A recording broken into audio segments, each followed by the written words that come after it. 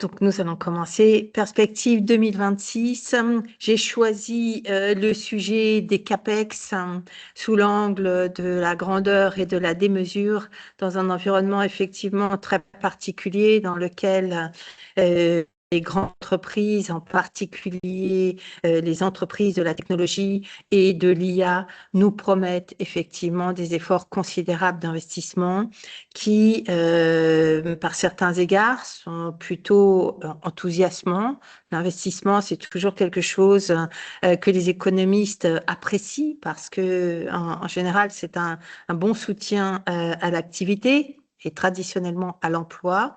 Les choses sont évidemment différentes dans le contexte actuel et il me semblait que les enjeux étaient suffisamment importants pour en faire le thème de cette présentation de la fin d'année, de cette année avec les perspectives pour 2026.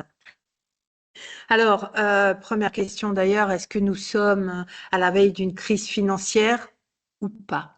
La situation est à l'évidence inconfortable, avec des valorisations absolument hors normes, que vous connaissez, le PE de Shiller corrigé du cycle, d'autres mesures telles que le Q de Tobin, enfin on peut les prendre chacune les unes derrière les autres, elles sont toutes sur des niveaux soit très élevés, qui n'ont d'équivalent que les excès de 1999 et ou historiquement élevés d'ailleurs pour un certain nombre d'entre elles, avec des distorsions effectivement, notamment liées à l'importance du secteur technologique qui crée de l'inconfort.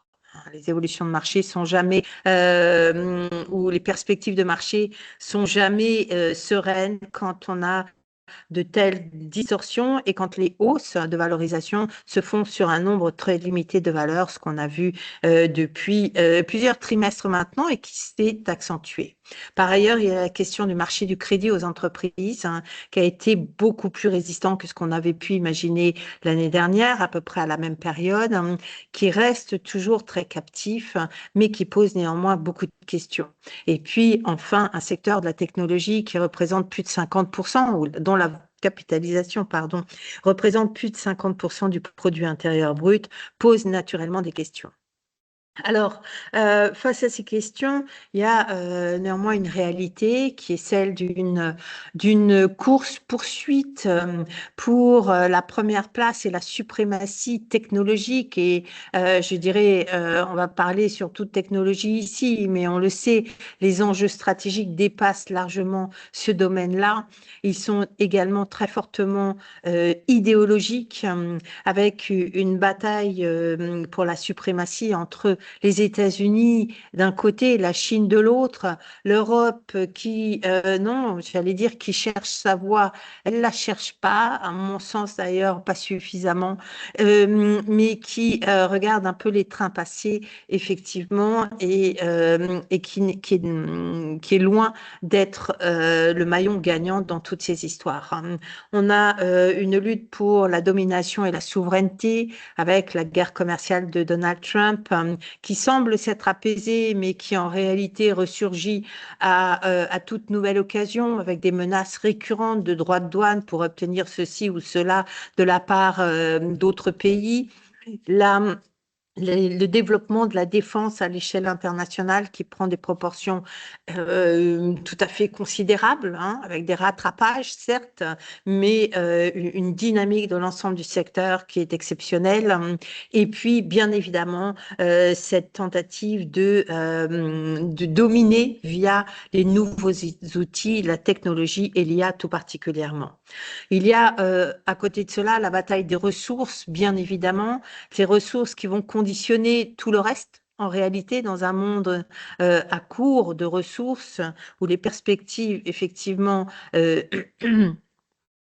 pointent vers une raréfaction et donc des conflits, là encore, hein, qu'il s'agisse de terres rares, de l'accès à l'énergie ou des développements énergétiques et de la position de monopole qu'ont certains pays ou certaines entreprises dans ce domaine, le tout sur fond de recomposition des alliances sans qu'on ait encore un paysage clair sur ce qu'il adviendra au niveau international sur fond de tensions idéologiques extrêmes.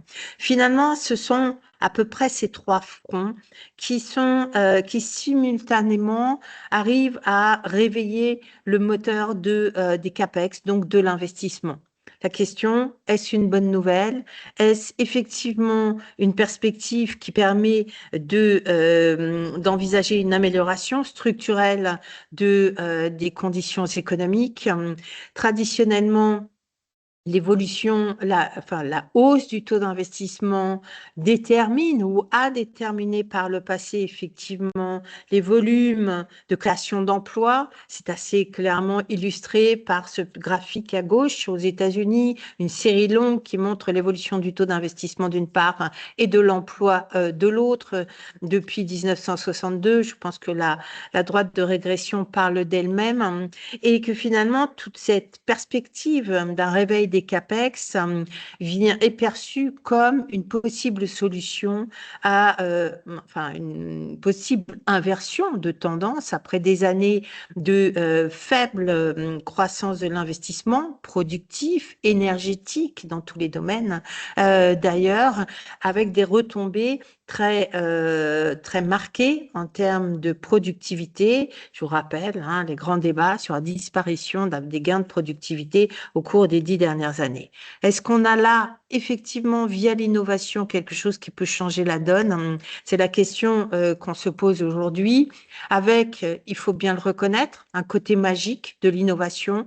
L'innovation, ça a toujours été d'ailleurs, des poches de gains de productivité, en général exceptionnelles. C'est encore plus vrai avec l'innovation technologique, où on voit avec ce graphique à gauche une illustration effectivement des écarts de productivité de ces dernières années entre un certain nombre d'activités technologiques, les process de data, les télécoms, l'information, les produits électroniques et les autres secteurs de l'économie en bleu sur ce graphique, tout en bas du graphique.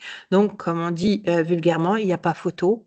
Si on veut des gains de productivité, seule réponse aux perspectives de baisse tendancielle de la croissance structurelle à l'échelle mondiale, alors il faut sans doute verser du côté de la technologie. La technologie qui n'est pas seulement l'histoire de l'intelligence artificielle, mais qui est la promesse de progrès dans l'industrie, les services, les sciences, la médecine et j'en passe. Des progrès effectivement tout à fait spectaculaires et qui clairement sont une motivation pour aller dans ce sens et pousser cette dynamique, y compris dans des pays tels que la France, qui est pas particulièrement, en tout cas qui est certainement pas comparable en termes d'ampleur du développement des technologies aux États-Unis. Eh bien, vous voyez que quand on observe le niveau de productivité, l'évolution de la productivité dans le secteur de l'information et de la communication, eh bien, ça n'a pas grand-chose à voir effectivement avec le reste, notamment de l'industrie manufacturière, et ce serait encore plus vrai avec les services, avec une productivité en niveau à peu près 50% supérieure effectivement, et en forte accélération contrairement à l'industrie. Donc, il y a là effectivement quelque chose de très vertueux potentiellement, qui aujourd'hui se développe à une vitesse tellement rapide qu'effectivement pour assurer la pérennité, en particulier de l'intelligence artificielle, mais pas seulement, pour assurer la pérennité du développement et de la prospérité du secteur technologique, eh bien, il va falloir développer des moyens, investir de manière tout à fait exceptionnelle, parce que le nombre d'utilisateurs augmente très rapidement. Je vous ai mis une petite illustration ici du nombre d'utilisateurs de ChatGPT et de l'utilisation par les entreprises également de ces nouveaux outils qui se développe à un rythme absolument fulgurant. Et on le retrouve d'ailleurs, on commence à le retrouver très nettement dans cet indicateur de l'agence Indeed, d'offres d'emploi, qui est un tracker de l'intelligence artificielle, dans lequel on voit bien le nombre d'annonces qui mentionnent des compétences en intelligence artificielle est en train d'exploser littéralement. Et d'ailleurs, regardez, l'échelle, elle est intéressante. On est déjà à peu près à 5% des offres d'emploi qui spécifient, qui stipulent ce type de qualification. Donc, des besoins d'investissement inédits en réalité, tant dans la sphère électronique elle-même, c'est le développement de la recherche, des data centers, des réseaux et des infrastructures nécessaires pour le développement de ces produits. C'est vrai aux États-Unis, bien évidemment, mais c'est également vrai en Chine, au Japon, en Europe et dans le reste du monde, avec de plus en plus d'efforts, notamment dans les pays, des pays émergents, notamment en Asie du Sud-Est, mais pas que, parce qu'effectivement, il y a derrière ce développement une aspiration à la souveraineté et à l'accélération du processus de développement économique. Et d'ailleurs, c'est un sujet très intéressant pour le monde émergent. L'IA et les nouvelles technologies peuvent permettre à bon nombre de pays de griller des étapes, en réalité, en faveur de leur développement. C'est donc des investissements très importants sur tout ce pan spécifique, mais également, bien évidemment, des investissements très colossaux en matière d'énergie, parce que pour faire tourner l'électronique et en particulier l'IA, il faut beaucoup d'énergie, particulièrement d'énergie électrique. Donc, c'est une nouvelle phase du développement de l'énergie électrique avec un essor des capacités de production, des infrastructures de distribution, probablement un essor également très important, et on oublie de le dire, et ça coule pas forcément de source, en faveur des énergies renouvelables. Et alors, on y met ou pas le nucléaire, mais effectivement, parce qu'il est bien évidemment que que les besoins sont tels qu'on ne pourra pas se passer, y compris donc de ces nouvelles sources d'énergie. Et c'est d'ailleurs intéressant de voir que Donald Trump lui-même est en train d'accélérer sur le développement de ces énergies renouvelables, quoi qu'il en dise, parce qu'effectivement, le défi, c'est de servir les besoins de l'IA. Donc, tout ceci, c'est à peu près... Alors, ce sont des sommes absolument monumentales qui, aujourd'hui, sont approximatives, mais qui se chiffrent pour la seule IA à 3 000 milliards de besoins d'investissement d'ici 2030, une très large partie aux États-Unis, des évolutions plus mesurées en Europe, mais là encore, on hésite à mettre les montants qui sont estimés parce qu'on a bien conscience que le mouvement est en phase d'accélération et que probablement ce 150 milliards de dollars aujourd'hui estimés, eh bien, évoluera très vite et gonflera très vite dans les prochaines années. Toujours est-il donc qu'il s'agit d'un changement absolument radical, au cœur duquel se trouve effectivement l'enjeu de l'électricité, d'une source d'énergie qui n'avait pas été mondialement ou aux États-Unis particulièrement développée ou sollicitée et qui aujourd'hui effectivement devient absolument nécessaire, qui d'ores et déjà entraîne des investissements massifs privée et publique aux États-Unis et qui est d'autant plus nécessaire que la consommation ou l'absorption de ces ressources en électricité par l'IA a déjà des effets très notables sur les prix de l'énergie et de l'électricité. Aux États-Unis, avant tout, c'est là que l'histoire se déroule et qu'elle galope, si je peux dire. Mais on peut très bien envisager, bien évidemment, que ces tensions sur les prix de l'électricité que subissent en particulier les ménages mais plus généralement que vont subir les agents économiques constituent effectivement une menace face à laquelle il faut réagir très vite pour à la fois permettre le développement de l'IA et éviter des chocs, effectivement, et des pénuries d'électricité. Alors, tout ceci laisse effectivement plutôt penser que ces nouvelles sont de bon augure, avec des promesses d'investissement donc massifs, investissement dit mobilisation de matériel, dit probablement, normalement, multiplication des échanges de matériel à l'échelle mondiale, tout ce dont l'économie mondiale a manqué ces dernières années, des promesses effectivement de développement de potentiel de production.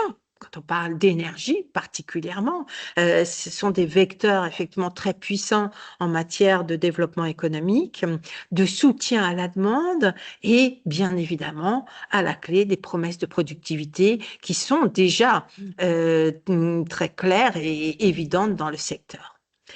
Alors, si l'histoire se résumait là, et c'est un petit peu sans doute la manière dont les marchés ou les investisseurs, les marchés financiers ont perçu ces annonces, les annonces de ces derniers mois, parce que finalement l'histoire est très récente, face à ces promesses, il y a effectivement eu des inconnues très importantes et des menaces dans un monde plus fractionné que jamais où finalement ces menaces viennent tout à la fois du contexte de conflits, conflits et conflits d'intérêts et de guerres économiques qui se déroulent sous nos yeux, auxquels s'ajoutent effectivement les questions basiques. Qui va financer ces besoins considérables? Dans quelles conditions de taux d'intérêt? Donc à quel prix? Et avec quel retour sur investissement? Sachant que nous parlons d'un domaine encore très loin d'être mature, celui de l'explosion des technologies très avancées et des avancées scientifiques majeures qui sont effectivement époustouflantes, mais qui ne garantissent pas effectivement forcément, ou en tout cas à un terme facilement envisageable, des retours.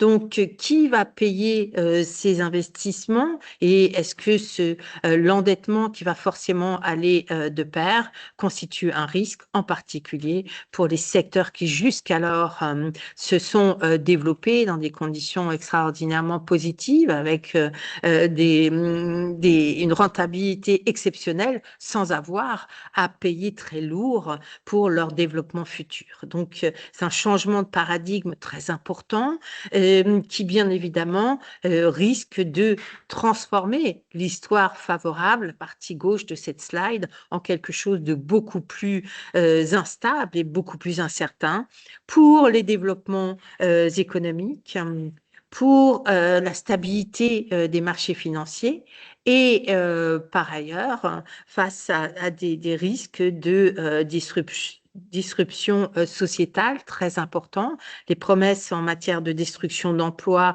sont considérables et tout ceci dans un contexte de tensions géopolitiques encore accrues qui peuvent se tendre davantage du fait de la concurrence acharnée que se livrent les plus grands de ce monde dans le domaine technologique. Donc, un environnement effectivement beaucoup plus complexe enfin, toujours extrêmement complexe, mais qui peut remettre effectivement, ou des questions qui peuvent véritablement remettre en cause l'aspect très favorable de ce qui se passe, ou très positif de ce qui se passe sur le plan des nouvelles technologies, avec un premier point. On parle beaucoup de productivité. L'économie américaine nous a fait la démonstration, effectivement, de sa capacité à recréer, retrouver un chemin très favorable de la productivité. Et ceci est incontestable quand on regarde effectivement les données d'ensemble de l'économie américaine. Ça l'est beaucoup plus quand on regarde dans le détail ce qui se passe au niveau des différents secteurs de l'économie américaine, avec finalement des pertes dans les secteurs traditionnels qui n'ont jamais été aussi importantes, et des distorsions sectorielles qui n'ont jamais été enregistrées aux États-Unis. Je vous ai mis sur ce graphique un certain nombre de secteurs. Alors en rouge, on essaye de surligner les choses, mais avec les moyens du bord. En rouge, les intitulés, effectivement, qui font toute l'histoire de la productivité américaine, ou l'essentiel. Et puis en bleu, les autres secteurs, en comparant les 3 dernières années par rapport à la moyenne 2000-2019. Une moyenne dans laquelle, vous voyez, il y a certes des écarts, mais des écarts sans commune mesure avec ce qu'on observe aujourd'hui. Avec au total, finalement, depuis 10 ans, des gains de productivité en moyenne qui n'ont pas grand-chose à voir avec les années fastes du début du siècle, où les gains de productivité, je vous le rappelle, oscillaient entre 2,5 et 3% l'an. On est là sur les 10 dernières années. Alors vous me direz, mais oui, mais c'est trop tôt, bien sûr. Mais ce qu'on constate aujourd'hui, c'est que finalement, les pertes des secteurs traditionnels entament énormément des gains nets en provenance de la technologie. Par ailleurs, eh bien, autre conséquence de ces distorsions créées indirectement par l'essor des nouvelles technologies, les PME américaines, eh bien, qui ont du mal à trouver leur compte depuis l'arrivée de Donald Trump à la tête des États-Unis, que ce soit du fait de la guerre commerciale, auquel elles ont été beaucoup plus exposées. La guerre commerciale est moins un enjeu aujourd'hui. Les droits imposés par Donald Trump n'ont plus rien à voir avec ceux suggérés en avril de cette année. Il n'en reste pas moins que ces droits existent bien, sans doute autour d'une moyenne de 10 à 15%, et que l'instabilité liée aux annonces et aux changements perpétuels impacte beaucoup plus les petites et moyennes entreprises que les grands groupes internationaux, pour la plupart d'ailleurs. Qu'est-ce qu'on constate effectivement, c'est que les dépôts de bilan eh bien, sont revenus à un plus haut niveau depuis une dizaine d'années, et que ces entreprises détruisent massivement de l'emploi, en particulier depuis l'été dernier. C'est le graphique que vous avez à gauche, qui nous vient pour l'actualisation des données de l'ADP.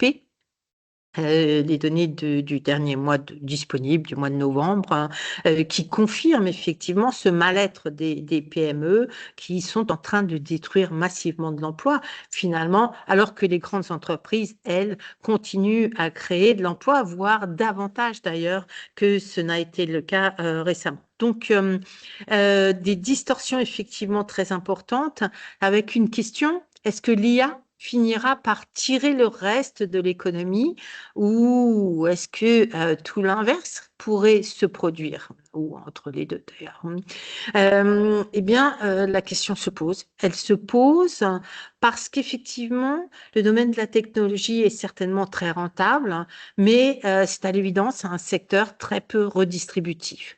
Très peu redistributif parce qu'effectivement, la rentabilité ne génère pas autant de production, et que si on veut, dans une économie, que la rentabilité se distribue, eh bien, il faut que la production augmente dans des proportions qui aujourd'hui ne sont pas observées.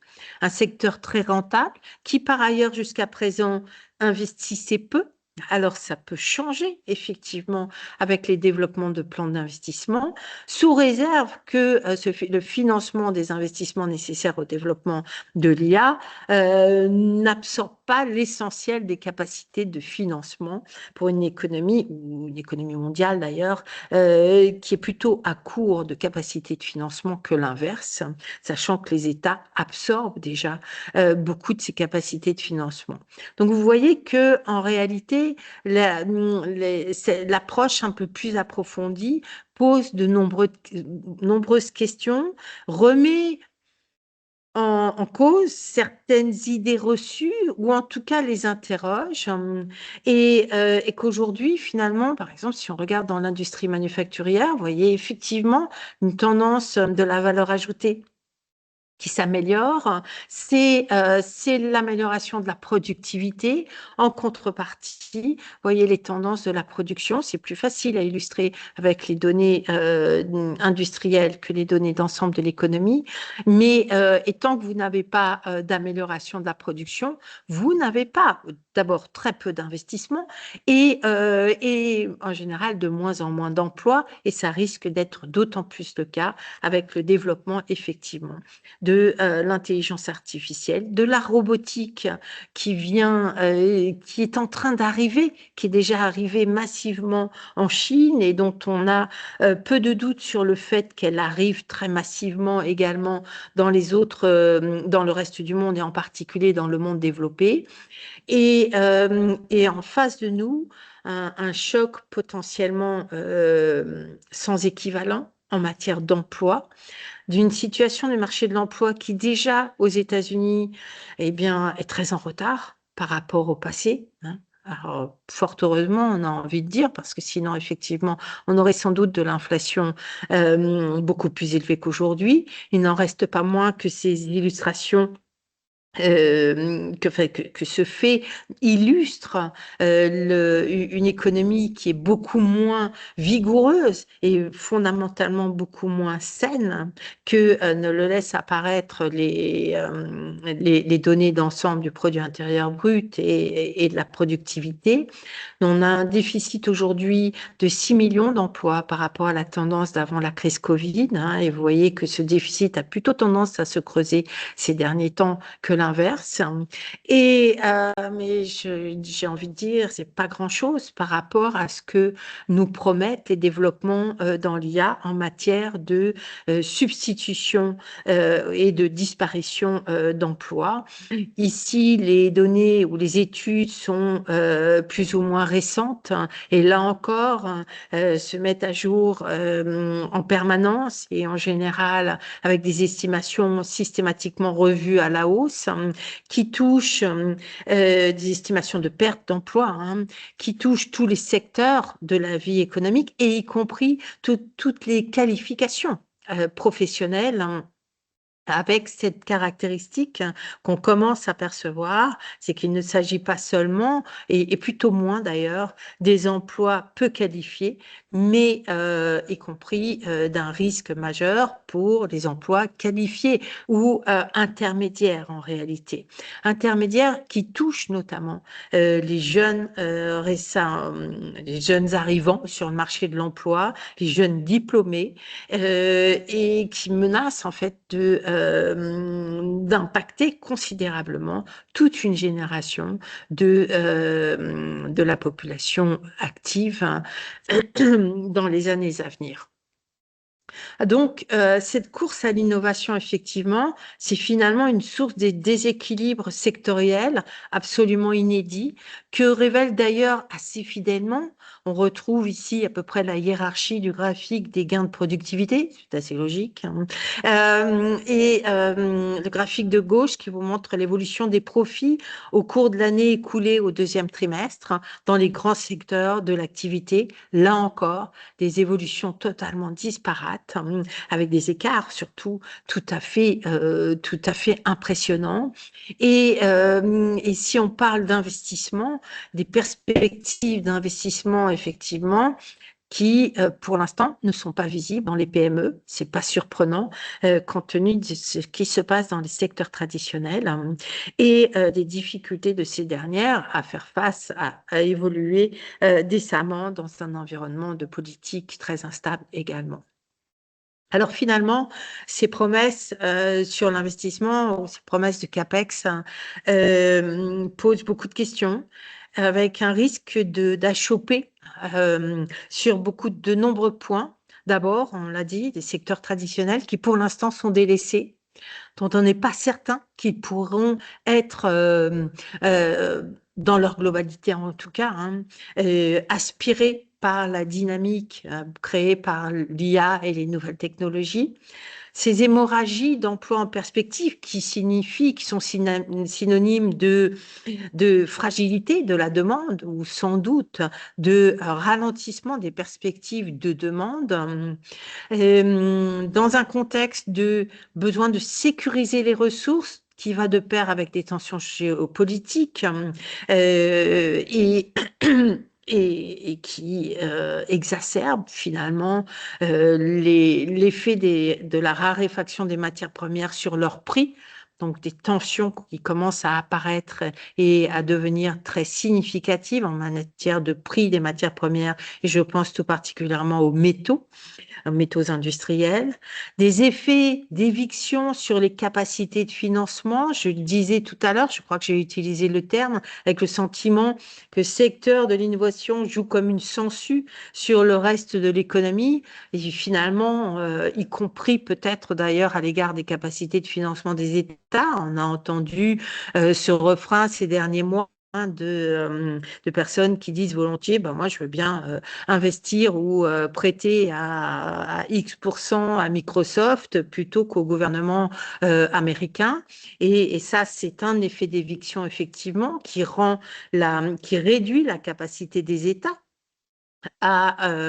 qui réduit davantage la capacité des États à effectivement se financer dans des conditions saines, sans tension des taux d'intérêt notamment. Et l'ensemble, en réalité, si on prend chacun de ces points, constitue des facteurs additionnels d'un renchérissement du capital. C'est la hausse des prix du capital, effectivement, qu'on commence à observer et qui est aujourd'hui incontestable. Alors, dans un tel contexte, effectivement, les banques centrales sont, et particulièrement la Banque centrale américaine, entre l'enclume et le marteau, avec des signes évidents de fragilité économique. On les a passés rapidement sous revue, qu'il s'agisse de la situation du marché de l'emploi, de la situation des PME, et ça va de pair, bien évidemment, qui justifierait un assouplissement des conditions monétaires pour soutenir et pour éviter finalement que des pans entiers de l'activité économique risquent de s'enliser dans des situations de faible croissance, voire de récession. Et de l'autre côté, effectivement, le risque ou la prudence qu'impose la frénésie actuelle, d'abord de l'engouement pour les valeurs technologiques, des valorisations qui posent question quant à leur justification, la frénésie actuelle des projets d'investissement qui risquent effectivement de fragiliser le secteur financier, et que la Réserve fédérale américaine n'a pas envie, ne souhaite pas encourager par des baisses de taux d'intérêt dans un contexte de marché qui effectivement est très sensible à l'évolution des taux d'intérêt, parce qu'in fine, c'est toute l'histoire des CAPEX qui se joue effectivement plus ou moins dans les décisions de la politique monétaire américaine. Alors, ce qui me semble être aujourd'hui très clairement le cas, c'est que la Fed a perdu la main sur la formation des taux à long terme, et qu'en réalité, pour des tas de raisons, en particulier depuis l'arrivée de Donald Trump au pouvoir, hein, qui met complètement de côté le caractère orthodoxe, si je peux dire, hein, de la politique budgétaire, hein, qui promet effectivement des augmentations de dette fédérale, et peut-être l'incapacité de la Banque centrale à faire ce qu'il faut pour maîtriser l'inflation. C'est effectivement les menaces de mise sous tutelle de la Fed qui seront peut-être pas mises en application parce qu'effectivement, Donald Trump semble plutôt aller dans le sens de la nomination d'un président de la Fed très proche de ses convictions. C'est probablement Kevin Hassett, effectivement, qui sera l'heureux élu et dont on a beaucoup de mal à envisager quel pourrait être l'axe de politique monétaire ou le sérieux, si je peux dire, de la politique monétaire, sachant qu'il s'agit avant tout d'un homme politique qui peut être perçu comme plus sensible à la cause politique qu'à la bonne justesse de des choix de politique monétaire. Donc, ces inquiétudes, ou ces annonces accroissent l'inquiétude et la défiance à l'égard de la vigilance de la politique monétaire, c'est-à-dire à l'égard du dollar, hein. Quoi qu'il en soit de la bonne tenue du dollar aujourd'hui, qui semble pouvoir d'ailleurs se poursuivre, hein, en début d'année prochaine, ces perspectives de perte d'indépendance de facto de la Fed, de la politique monétaire à terme, eh bien, fragilisent la valeur du dollar. Et parce que si on a plus d'inflation, la valeur de la monnaie baisse, hein, c'est logique, hein. Et qui explique effectivement la formation de ces primes de risque, hein. Primes de risque qui s'étaient un petit peu assagies il y a quelques semaines et qui réaugmentent de plus belle, notamment depuis cette annonce de future nomination probable de Kevin Hassett pour remplacer Jérôme Powell. Donc, finalement, la Banque centrale américaine a pas mal de raisons aujourd'hui, toujours gouvernée par Jérôme Powell, hein, d'être prudente et d'avoir une politique très mesurée. Ce sont les dots qui prévoyaient en septembre que des baisses très limitées des taux d'intérêt, y compris surtout à horizon 2026, hein, qui n'ont pas bougé en fait hier soir, hein. C'était la surprise. Moi, je pensais qu'il y aurait un quart de point supplémentaire, hein, dans les perspectives 2026. Il n'y a pas eu besoin. Il n'y a pas eu besoin parce que de fait, la Fed a annoncé également des mesures pour la gestion de liquidités qui sont effectivement supposées ne pas avoir d'effet durable sur le bilan, mais qui néanmoins sont des mesures très favorablement accueillies par les marchés. La liquidité, ça passe jamais, c'est jamais une lettre morte, hein. Donc finalement, une Fed qui est encore très prudente. D'abord parce qu'effectivement, les perspectives d'inflation restent très incertaines. On l'a compris, potentiellement stimulées par ce qui se profile, une demande de CAPEX et donc de matières premières très importantes et un effet sur la demande effectivement très important, des perspectives économiques qui finalement, pour l'instant, sont pas menacées. On a, comme la Fed d'ailleurs, plutôt révisé à la hausse nos perspectives de croissance, puisque apparemment l'épisode du shutdown a fait des dégâts, hein, qu'on a aperçus tout à l'heure, notamment sur le marché de l'emploi, mais dans l'ensemble, le secteur de la technologie probablement a absorbé une partie de ces méfaits et les estimations de croissance pour le troisième trimestre restent quasiment proches de 4, enfin très proches de 4%, et que à partir du début d'année prochaine, eh bien normalement devrait intervenir, hein, la réforme fiscale, hein, le Beautiful Budget Act, BBBA,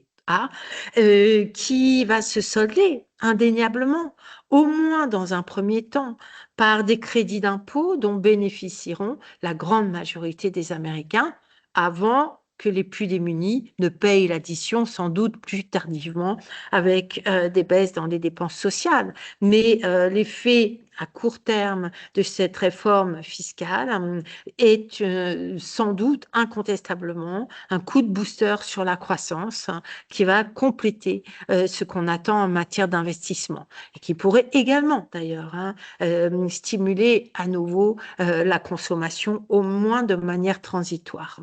Donc en réalité, pas beaucoup de raisons pour la Réserve fédérale américaine d'être beaucoup plus agressive que ce qu'elle est, sachant que par ailleurs, les indicateurs de conditions financières montrent toujours des conditions en moyenne plutôt accommodantes, voire très accommodantes par rapport au passé. Et donc, une politique réservée, d'autant plus réservée effectivement que sous Jérôme Powell, la Banque centrale américaine veille encore à essayer de garder, de reprendre la main sur les taux à long terme, ce que je ne crois pas qu'elle parviendra à faire, mais qui justifie effectivement cette prudence. Donc, finalement, une banque centrale américaine qui semble encore très indépendante, mais qui en réalité l'est déjà beaucoup moins. Elle l'est déjà beaucoup moins, ne serait-ce par ses décisions en termes de gestion de la liquidité. Pourquoi est-ce que la Banque centrale est obligée effectivement de remettre en place des instruments qui vont enfler son bilan, même si il ne s'agit pas du tout, si on ne reparle pas de quantitative easing, ni dans les objectifs, ni dans les moyens. Néanmoins, on parle effectivement d'injections de liquidités qui sont nécessaires. Pourquoi? Eh bien, pour financer les dépenses et les déficits très élevés toujours de l'administration fédérale. Et donc là, c'est la limite effectivement de l'indépendance de la Banque centrale américaine. Des marchés des matières premières qui effectivement réagissent à la perspective, bien sûr, d'un boom des capex dans un environnement géopolitique qu'on connaît et qui plus est, comme on l'a dit ces derniers temps, des prix des matières premières industrielles qui sont très largement sous-valorisés par rapport par rapport aux métaux précieux, aux métaux précieux, et on parle de la même catégorie d'actifs malgré tout, ce qui fait qu'effectivement, la défiance à l'égard de la situation mondiale et américaine en particulier, mais pas seulement, qui fait monter les cours des précieux, finit par entraîner dans son sillage des mécanismes de hausse des cours des autres métaux. Et c'est ce à quoi on a assisté particulièrement ces dernières semaines et qui résulte bien évidemment en partie aujourd'hui de ce facteur additionnel des perspectives de demande en matières premières qui vont de pair avec les perspectives d'investissement. Donc là encore, on se débarrasse de l'inflation d'un côté, mais elle revient probablement de l'autre, à un terme pas très précis, mais qui pose effectivement question, dans un contexte où effectivement l'orthodoxie des politiques économiques, je l'ai mentionné à propos des États-Unis, mais c'est général. L'orthodoxie des politiques économiques est en train de disparaître. Les États, sauf en Europe, ne se soucient plus de leurs dettes, au point qu'on arrive effectivement à une situation qui consiste à dire mais les dés sont pipés. Finalement, les dindons de la farce, ce sont bien ceux qui vont continuer à se soucier de faire les choses de manière à peu près correcte ou de manière vigilante par rapport au risque de surendettement, en particulier des États. Et finalement, ce qu'on observe effectivement, c'est qu'à partir du moment où la première économie mondiale ne répond plus à cette orthodoxie des politiques budgétaires, eh bien, le mouvement se diffuse. L'exemple est notable au Japon, bien évidemment, avec un discours de la première ministre japonaise qui est peu ou prou celui de Donald Trump. Et alors, c'est pas nouveau, mais dans le cas du Japon, mais une première ministre qui se soucie bien peu, en tout cas en apparence, des finances publiques et qui se soucie bien davantage de ses ambitions économiques et idéologiques d'ailleurs. Au Royaume-Uni, un gouvernement empêtré, là encore, un peu comme en France, bien évidemment, et des difficultés également en Italie, où on voit bien que on va tout, tout conduit les responsables politiques finalement à trouver le chemin de la tangente pour ne pas passer à côté des enjeux prioritaires aujourd'hui qui nécessitent des dépenses considérables. Donc, effectivement, je pense qu'on est parti vers une espèce de spirale de surendettement des États face auquel les banques centrales, eh bien, ont de plus en plus de mal enfin, que les banques centrales ont de plus en plus de mal à éponger avec des politiques budgétaires qui devraient être, en l'occurrence, beaucoup plus restrictives qu'elles ne le sont aujourd'hui. Et ce n'est pas possible. Donc, effectivement, un environnement qui suscite de plus en plus de défiance, dont on a eu l'illustration ces derniers mois, trimestres, avec l'envolée des taux d'intérêt à très long terme, qui a tout lieu, me semble-t-il, de se poursuivre et auquel les perspectives de forte demande de biens d'équipement, c'est l'histoire des CAPEX, eh bien, risque de contribuer davantage, me semble-t-il, plutôt que l'inverse.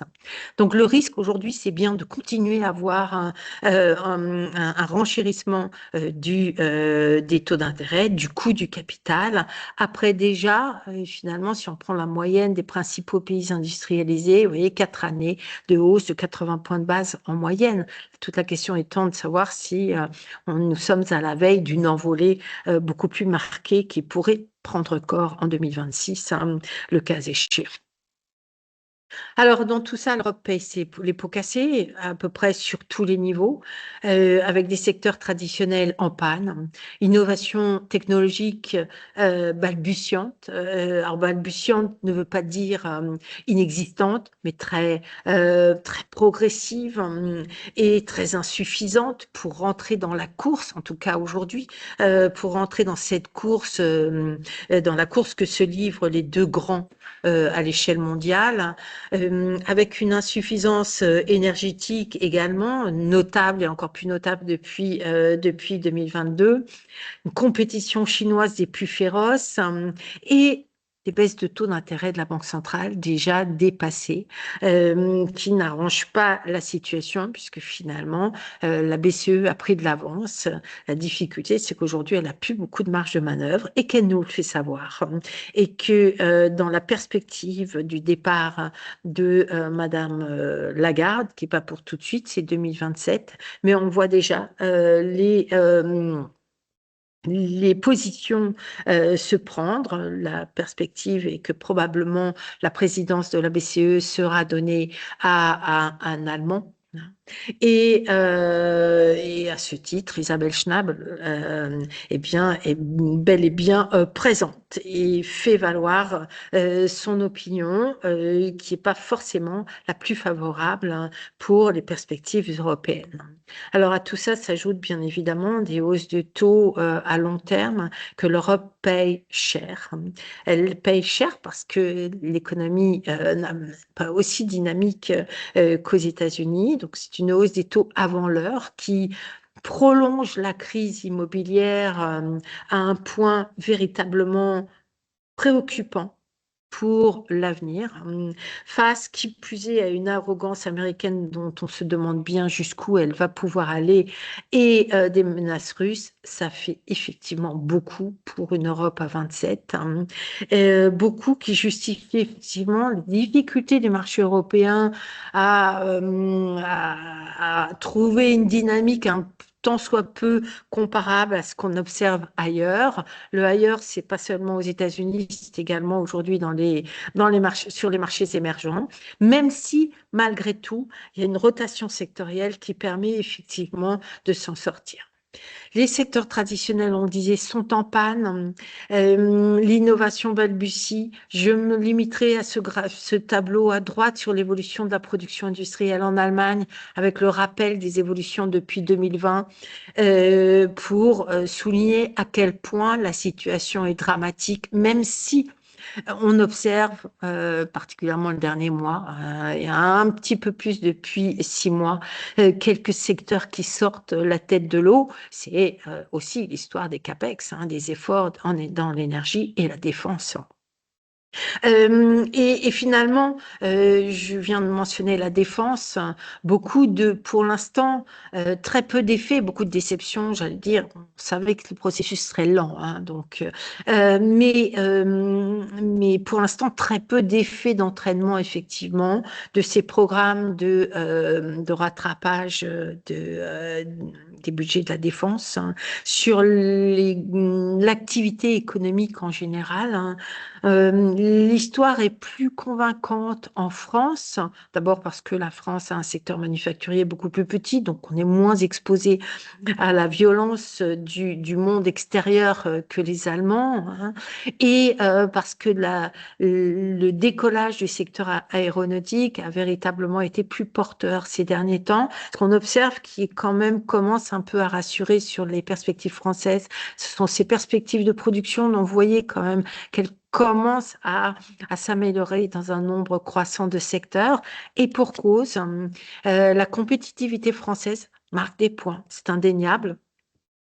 Et ça commence effectivement à être très visible quand on compare l'évolution de la production en France par rapport à l'Allemagne, notamment avec des évolutions de coûts salariaux unitaires qui ont été très réduites en France par rapport à la plupart de nos concurrents et notamment par rapport à l'Allemagne, où vous le voyez, l'écart s'est considérablement creusé au point que, au fil des années, finalement, la France semble commencer à être dans une position compétitive à l'égard de l'Allemagne, beaucoup plus confortable. Et c'est sans doute une tendance qui pourrait marquer 2018 ou un nouveau, allez, paradigme, excusez-moi d'utiliser de galvauder ce terme, mais pour faire vite, sans doute une tendance qui pourrait apparaître beaucoup plus claire en 2026, alors que l'Allemagne s'apprête à revaloriser une nouvelle fois les minima salariaux, plus de 8% en janvier, avant encore une hausse en janvier 2027, tandis que la croissance des rémunérations par tête ou horaire en Allemagne, vous le voyez, est considérablement élevée, 5,2% sur l'année écoulée, qui s'ajoute à 3-4 années de très forte croissance. L'Allemagne est en train de perdre en compétitivité prix alors qu'elle est attaquée de l'autre côté par la rivalité ou la concurrence chinoise, à la fois sur sa qualité et sur ses prix. Donc, et effectivement, la France est dans une position où elle regagne assez sensiblement une compétitivité avantageuse par rapport à l'Allemagne. Je ne suis pas certaine qu'on puisse dire que que le retournement des écarts de compétitivité a déjà des effets favorables, mais je crois qu'on peut commencer à le suspecter sur la dynamique manufacturière française, même si en parlant de dynamique, voilà, le terme est encore bien abusif. Tout ceci, avec cette particularité que cette inflation salariale en Allemagne, qui arrive au plus mauvais moment, c'est-à-dire au moment où la Chine n'a Dieu que pour la pénétration du marché européen, eh bien, profite très peu en réalité à la consommation domestique, avec tout simplement parce qu'il y a plus d'inflation en Allemagne et de moins en moins d'emplois. Et vous voyez, encore une fois, désolée pour l'intitulé sur la France, mais les écarts entre la France et l'Allemagne, et pourtant on n'a quand même pas l'impression d'être en France dans un environnement particulièrement favorable, mais voilà, quand on prend un peu de recul, les écarts entre la France et l'Allemagne sont quand même notables, et les gains de pouvoir d'achat entre les ménages moyens, entre les ménages français qui évoluent à un niveau proche de 2% et allemands, où ils sont inférieurs à 1%, sont très substantiels. Alors, tout ceci n'aide pas à entrevoir une amélioration, bien évidemment, de la première économie européenne, même si nos prévisions de croissance sont enfin, n'ont pas été revues d'ailleurs, mais suggèrent toujours une amélioration des perspectives pour 2026, grâce, eh bien, parce que au fil du temps, les programmes gouvernementaux finissent par porter leurs fruits, que la coalition en rajoute d'ailleurs, que la reprise de l'investissement a des effets indirects, mais a quand même des effets, heureusement, sur les exportations allemandes, même si ces effets n'ont rien à voir avec ce qu'on aurait pu imaginer ou envisager il y a quelques années, à un moment où la concurrence chinoise est extrêmement violente. Je pense que on l'a beaucoup dit ces derniers temps, mais les chiffres sont là et en témoignent. Une pénétration du marché européen par les produits chinois qui est exceptionnellement ravageuse, hein, avec des conditions de prix de la Chine qui ne peuvent être égalées par les producteurs européens. Donc tout ceci pose la question véritablement du tournant opéré par l'économie allemande qui est en perte de vitesse manifeste en termes de capacité industrielle et qui, pour l'instant, est toujours en train, donne toujours le sentiment d'être enlisé dans une situation de stagflation qui est assez clairement, me semble-t-il, illustrée par ce cadran ici. Vous voyez le dernier point entouré de bleu, là, dans la zone nord-ouest. Nous sommes là, une activité stagnante, voire déclinante, plutôt stagnante aujourd'hui, et une inflation hors norme qui continue effectivement à, eh bien, d'abord avoir des effets nocifs sur la demande domestique, mais surtout à paralyser la BCE. Paralyser la BCE qui a déjà des taux d'intérêt à 2%, donc qui de toute façon pas encline à aller plus loin parce qu'elle sait très bien qu'une fois qu'elle passe ce niveau des 2%, le cas échéant, eh bien s'ouvrira de facto le débat sur le retour d'un possible QI à terme. Donc, la BCE ne souhaite pas, et elle le souhaite d'autant moins que l'inflation allemande persiste. Tout ceci crée d'énormes distorsions au niveau européen. On revient à une situation où trouver l'équilibre de la politique monétaire est extrêmement difficile. Ça me rappelle les premières années d'introduction de l'euro, hein, et à l'époque c'était l'Allemagne, mais en sens inverse, qui était en déflation. Et aujourd'hui, effectivement, c'est le maintien des taux d'intérêt à 2% par la BCE dans un contexte de hausse significative des taux à long terme, hein, eh bien, est sanctionnant et signale une politique monétaire, effectivement, qui est totalement inappropriée. Pas pour beaucoup de pays, hein, mais certainement pour au moins 2 ou 3 ou 4 d'entre eux, parmi lesquels la France, l'Italie et la Finlande, qui, compte tenu de leur contexte économique conjoncturel et de leur faible niveau d'inflation, on a quand même récemment suggéré que la situation française soit à la lisière d'une situation déflationniste, hein. Et c'est un peu moins le cas aujourd'hui, notamment grâce au réveil de l'industrie, mais manifestement une politique monétaire qui est sanctionnante pour un certain nombre de pays, dont la France. En attendant, alors pourquoi en attendant, je ne sais pas, la hausse des taux d'intérêt à long terme est bien mort sur l'activité, je le mentionnais tout à l'heure. On a des faillites qui restent sur des niveaux records ou souvent records dans l'immobilier et ça fait longtemps qu'on est sur ces niveaux records. Vous voyez que les chiffres plafonnent plafonnent, c'est peut-être une bonne nouvelle, mais enfin reste très très élevé. Le secteur est englué dans une situation de fragilité conjoncturelle et de frilosité de toute façon des agents économiques, professionnels et particuliers. Et par ailleurs, donc cette remontée des taux d'intérêt qui vient durcir les conditions de crédit, on constate que finalement l'amélioration en termes de croissance du crédit au secteur privé est extrêmement lente et que les derniers chiffres d'ailleurs ont montré plutôt un ralentissement du crédit aux entreprises. Alors, est-ce que la BCE garde des cartouches pour l'après-Powell? En tout cas, aujourd'hui, nous avons retiré de nos prévisions les perspectives de baisse des taux de la BCE, compte tenu du discours ambiant, compte tenu de la mise en avant d'Isabelle Schnabel qui commence à occuper le terrain et qui nous dit que selon elle, le prochain mouvement des taux d'intérêt de la BCE sera une hausse et non une baisse. Et finalement, dans un contexte où la Réserve fédérale américaine eh bien, semble maintenir une politique très mesurée, au moins jusqu'au mois de mai. Et il nous a semblé que l'opportunité, enfin que la BCE aurait peu de chances finalement de suivre la baisse des taux de la Fed. Donc nous avons retiré de notre scénario, ça veut dire des taux stables à 2%, plus de mouvement de baisse. La question se pose pour plus tard. Attendons de voir comment s'exécutera le remplacement de Jérôme Powell et ce que fera le prochain président de la Fed pour reparler éventuellement de possibles baisses des taux ou d'autres mesures de politique monétaire.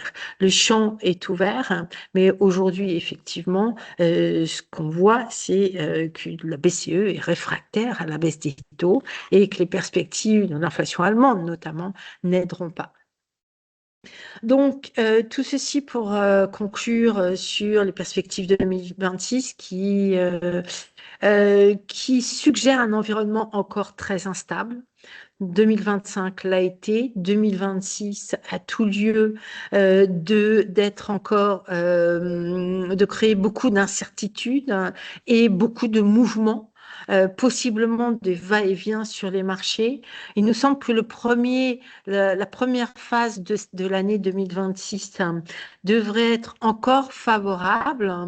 Je m'y faire illusion, notamment parce qu'il y a la réforme fiscale de Donald Trump, l'essor de l'investissement et que tout ceci devrait, dans un contexte de baisse des taux, la Fed nous annonce une autre baisse de ses taux et je pense que cette prochaine, ce quart de point additionnel viendra en début d'année, donc c'est encore un environnement favorable effectivement qui laisse penser que les tendances sur le marché américain peuvent rester et resteront sans doute positives en début d'année. Les choses pourraient singulièrement se compliquer au fil du temps, notamment à l'approche des élections de mi-mandat et simultanément avec les effets de la future politique monétaire américaine, des tensions inflationnistes qu'on voit se profiler dans le sillage de la hausse des prix des matières premières. Tout ceci nous laisse penser qu'effectivement, la deuxième moitié de l'année 2026 sera plus problématique. Mais d'ici là, on a un petit peu de temps, effectivement. Un petit peu de temps durant lequel, néanmoins, nous semble-t-il, on devrait commencer à observer une normalisation du statut, c'est magnifique, le statut de ces entreprises qui change indiscutablement et qui devrait payer finalement, dont la valorisation devrait refléter le changement de paradigme, c'est-à-dire d'entreprises qui sont obligées aujourd'hui d'investir massivement, de s'endetter et donc finalement de s'engager beaucoup plus dans un environnement encore incertain. Le marché, je pense, a intégré et commence à intégrer ce changement de contexte avec des primes de risque sur certaines valeurs qui commencent à apparaître, des coûts également du risque qui montent. Il faut avoir en tête, me semble-t-il, que les géants de la technologie d'aujourd'hui pourraient très bien ne pas être les géants de demain et que les monopoles aujourd'hui, je pense par exemple à Nvidia, eh bien, ne sont pas garantis d'être les survivants de demain face à un cycle technologique qui est loin d'être mature, dans lequel des nouveaux players vont incontestablement apparaître, potentiellement de nouveaux rivaux. Vous avez vu ce qui s'est passé entre Google et Nvidia ces tout derniers jours d'ailleurs.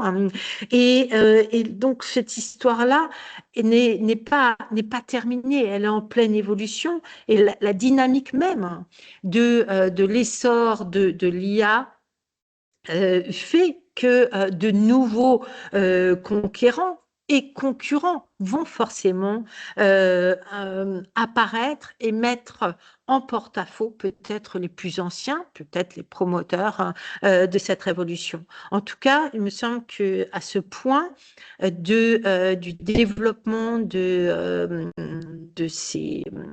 ces secteurs, hein, l'obligation de s'engager davantage dans l'avenir en s'endettant pour investir, pour pérenniser l'essor de l'IA, oblige à reconsidérer effectivement la solidité de ces valeurs à un moment donné où sans doute les investisseurs vont exiger une meilleure visibilité et avant de s'engager plus avant. Ça veut dire effectivement un secteur de la technologie sous pression, me semble-t-il, pour 2026.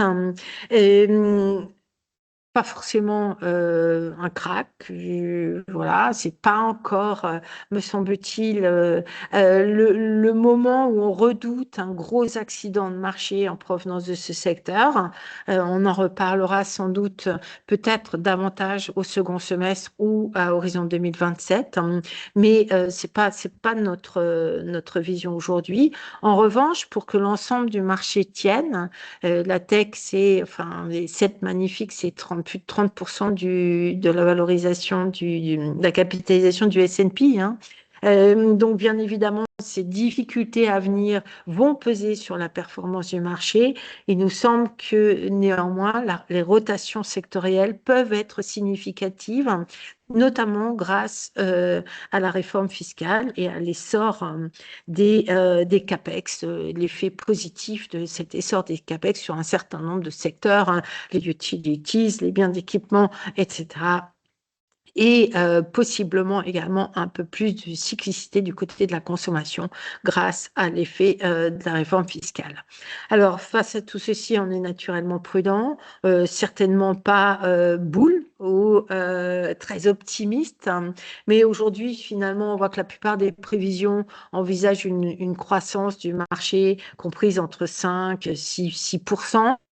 On est grosso modo dans la marge de la croissance nominale du produit intérieur brut, à laquelle devraient s'ajouter encore des gains de productivité assez substantiels. Donc, je suis assez confortable avec cette marge. La partie la plus basse de cette fourchette, parce qu'effectivement, il y a ces corrections à attendre du côté des valeurs technologiques, mais ce n'est pas non plus, en tout cas pour la première moitié de l'année, un scénario particulièrement angoissant ou inquiet que nous envisageons. Gare, attention, néanmoins, aux décisions de la Cour suprême, hein, sur la légitimité la légalité des droits de douane mis en place par Donald Trump, qui a utilisé des procédures d'urgence, hein, pour pouvoir griller le Congrès sur ces points-là. Et effectivement, il est fort probable que la Cour suprême juge que cette manière de procéder n'était pas légale, ce qui pourrait effectivement obliger Donald Trump à reconsidérer un certain nombre de choses, hein, et sans doute, si ce n'est pas l'abrogation des droits de douane, mais je ne sais pas encore, hein, exactement, à repasser devant le Congrès un certain nombre de ces points. Et dans ce cas-là, effectivement, eh bien, les recettes escomptées en provenance de ces droits de douane pour les recettes fédérales, hein, pour baisser notamment les impôts, eh bien, pourraient manquer. C'est le principal risque qui plane effectivement sur la réforme fiscale, la mise en place de la réforme fiscale. Doublé à un peu plus loin de tension probablement précoce sur le marché sur les taux d'intérêt. Donc, pas d'enthousiasme effréné sur le marché américain parce qu'effectivement, les valeurs technologiques nous semblent devoir subir un réajustement, mais pas non plus, en tout cas pour le début de l'année, vous l'avez compris, d'inquiétude majeure avec réforme fiscale, assouplissement de la politique monétaire et dynamique des CAPEX. En revanche, beaucoup plus réservé sur l'environnement du crédit au secteur privé, aux entreprises. C'était déjà le cas en début d'année dernière. Il n'empêche, nous avons eu tort.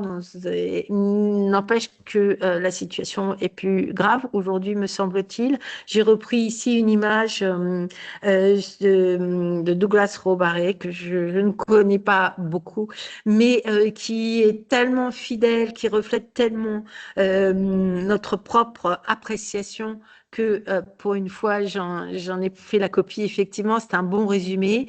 Dans un contexte de tension sur les taux d'intérêt, effectivement, il me semble que le marché du crédit corporate, qui va surtout être alimenté par les besoins de CAPEX et en particulier du secteur technologique, est à éviter ou secteur face auquel on réduit notre exposition.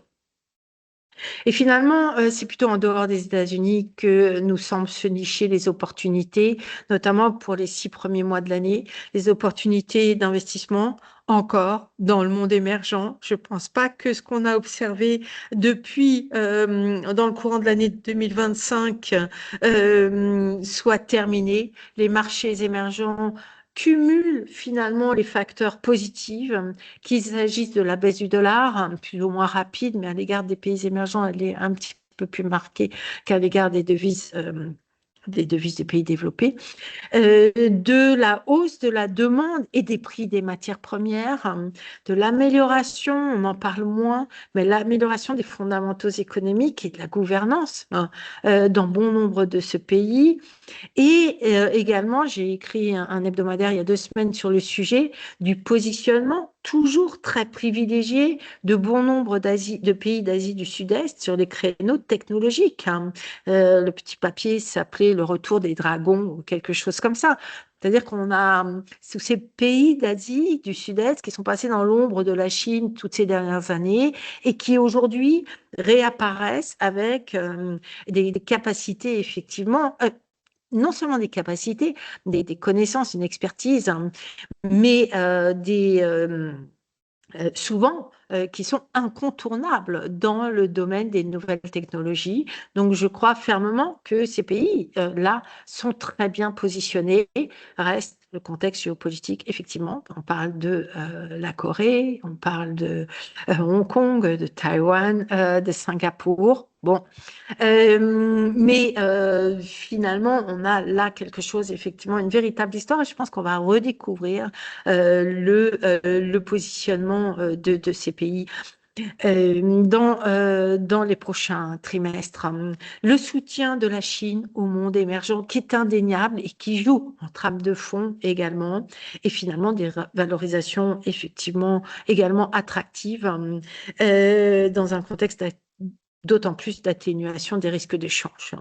Donc, toujours pas mal d'appétit, on va dire, pour le monde émergent.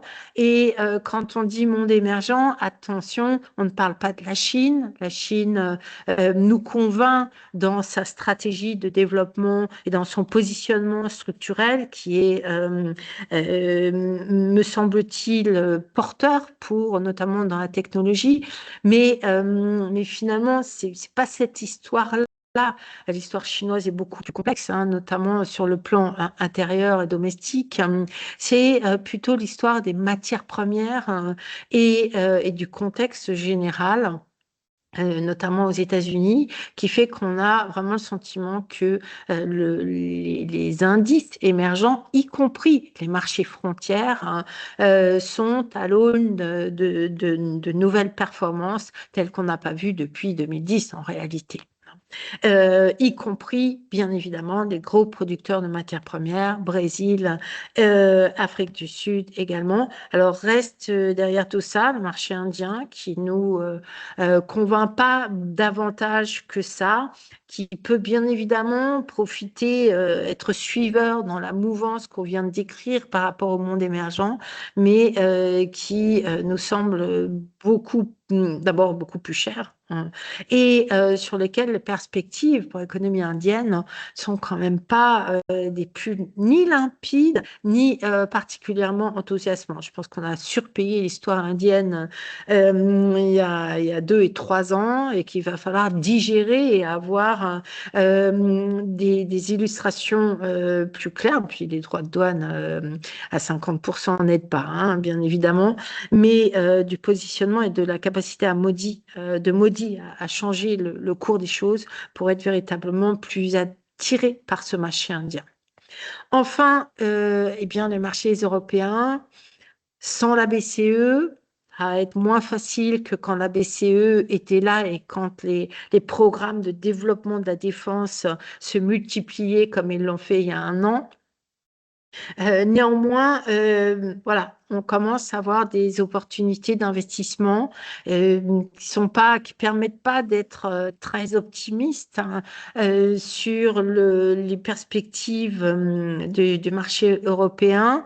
Mais peut-être un marché en mesure de surperformer légèrement le marché américain à horizon 2026, notamment parce que le marché est peu cher, on l'a vu tout à l'heure, parce qu'un certain nombre de secteurs, et pas des moindres, profitent forcément, commencent à profiter d'ailleurs, de ce qui se passe au niveau de l'industrie, pas seulement de l'industrie de la défense, quoique ce soit un point important, dans l'aéronautique, y compris la métallurgie, où les mesures prises par l'Allemagne permettent d'envisager là aussi des perspectives un peu moins négatives, hein, voire un peu légèrement positives. Et donc finalement, c'est une histoire effectivement qui profite de cet élan, notamment sur les secteurs de la construction, de l'énergie et de cet élan d'investissement et du besoin, y compris en Europe, hein, d'augmenter les capacités de production en électricité. C'est plutôt ces thématiques-là qu'on va essayer de rechercher, avec une thématique qui revient finalement indirectement et qui n'était pas la plus spontanée, hein, ou la plus fortement suggérée par les évolutions des décisions politiques, notamment au niveau de la commission.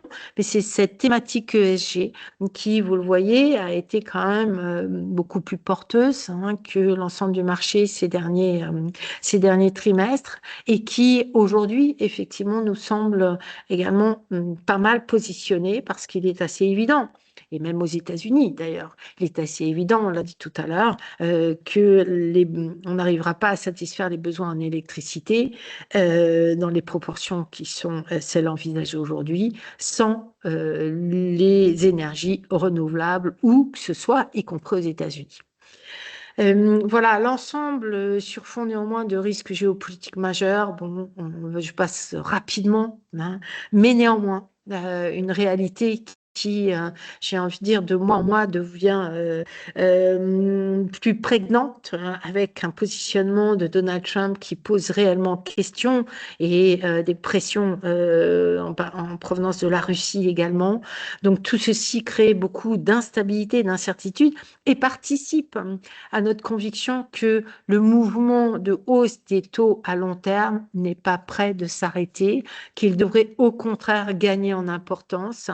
Et j'ai vraiment, ici, on a rapproché finalement le moment à partir duquel ces hausses de taux longs commencent à gripper véritablement ou à prendre de l'envergure. C'est le changement qu'on a introduit, le changement essentiel qu'on a introduit par rapport à notre scénario du mois septembre et juin d'ailleurs, qui voyaient bien ces tensions sur les taux longs, mais plutôt à horizon fin 2026. Là, je crois qu'effectivement, l'ensemble de ce qui se passe, et notamment ce nouveau thème des CAPEX massives dans les technologies, accélère la tendance.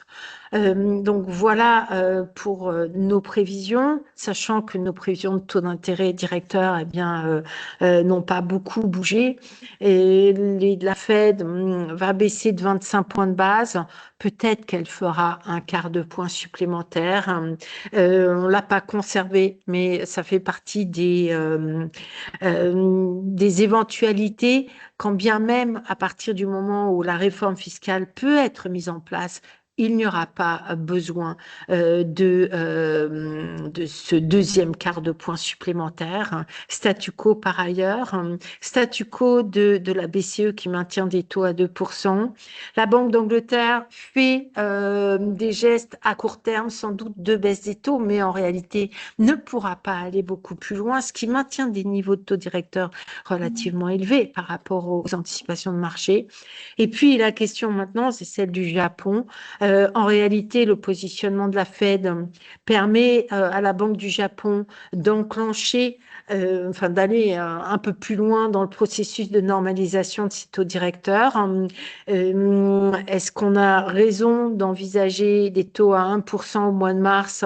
Je dirais que la porte est ouverte pour envisager que ce ne soit seulement qu'au mois de juin, mais la direction est celle-là, avec une économie japonaise qui est dopée à la politique de la nouvelle première ministre.